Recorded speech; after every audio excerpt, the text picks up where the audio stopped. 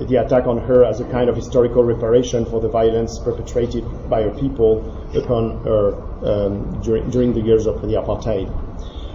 Understanding rather than condemning reveals in the victim a kind of subtle racism, he continues, which transposed in my case, takes the form of being on the brink of saying that we must expect nothing more from African nationalism than resentment and suspicion. So leaving aside the uncharitable interpretation of and assimilation of my intellectual effort to a white woman raped by a black man, I want to analyze my commentators' discontent with my way of accounting for history, and here I will just focus on what I've called the embodiment of the past, by which I try to account for two things which I think are related. The first one is the objective historical condition that is inscribed in the bodies and the objective traces of the past. Life stories, as you know, illustrate how over generations bodies have been abused, stigmatized, controlled, forced, and and violence and inequalities have produced and reproduced the conditions of possibility of the dissemination of the disease. And this is a way to explain the divide and disparities in the rate of HIV prevalence according to racial and social groups. But on the other hand, there's the experience of history referred to as the subjective imprints of the past. That is, history is not, or the past is not inscribed only in the bodies, but also in the minds and in the heart, so to speak.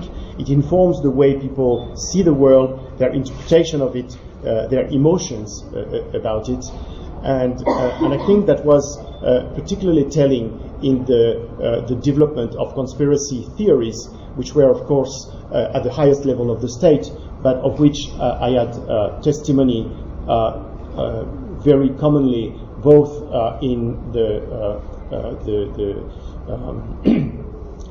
with people in the townships or in rural areas, but also in the academic circles with some of our colleagues. And my argument was that, of course, there was a fantasy here, but this fantasy was based on history, and a history in which public health had often played a very ambiguous role from the 1900 plague in South Africa, as has been very well studied by others. So here the point was not to yield to a form of subtle racism consisting in being generous and forgiving towards the so large mistake committed by some South African leaders, nor considering that there was nothing more to expect from South African nationalists than resentment and suspicion. It was to demonstrate that this picture was more complex than that of a mere mistake committed by a few, and that if resentment and suspicion existed on such a large scale, one should attempt to understand why. But I give credit to my critic,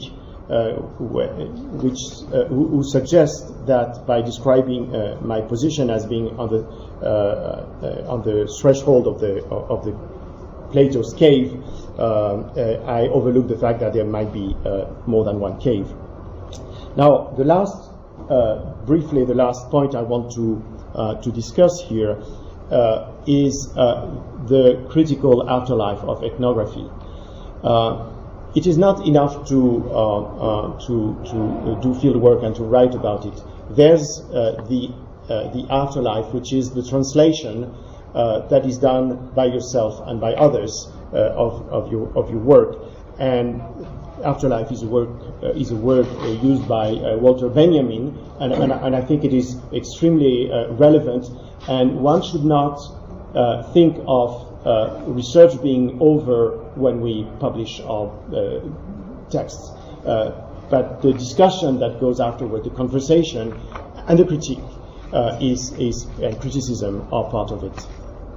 Now, I will not give any detail, but I just want to underline that in this work of translation, there are two different processes.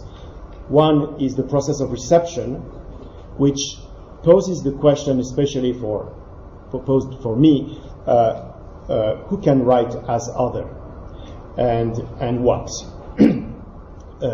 I leave it to the discussion, as I will do for the other aspect of it, which is in terms of reception. I mentioned two critical reviews of the book. It happens that a Brazilian PhD student is doing his dissertation on AIDS in South Africa and controversy, and he sent me 15 reviews that I do not collect them. He sent me 15, and the two that I mentioned are the only two really critical. So I don't want to give I don't want to give the sense that I'm a victim of nothing at all, but simply the reception, I think, is bring this question, especially when you're working in different country, which is not yours, who can write as other, and what can work. Yes. And the second element is the process of communication. It has been said of the book by Stephen Robbins in particular that it seems primarily directed at European North American readership. I think it was also directed as a South African one, and that's why I got some response and reactions. But it's true that I consider that one of the useful aspects possible aspects of my work could be to translate such a complex issue to larger audiences. And I was, for example, involved in the preparation of the visit of the French Prime Minister to South Africa, when he developed an important program of collaboration with South Africa, as I was also in a meeting between French officials and U.S. officials, including the two ministers of health and Secretary of Health, to discuss the issues on the African continent, in particular in South Africa. So, but again, what is for me the most important is that this public ethnography, this publicization of ethnography, I think is part of our work. It doesn't mean, of course, and even if I mention these meetings, that ethnographers should think of themselves as being very influential on the way policies are made and decisions are taken. And here the role of politicians, activists, citizens is much more important.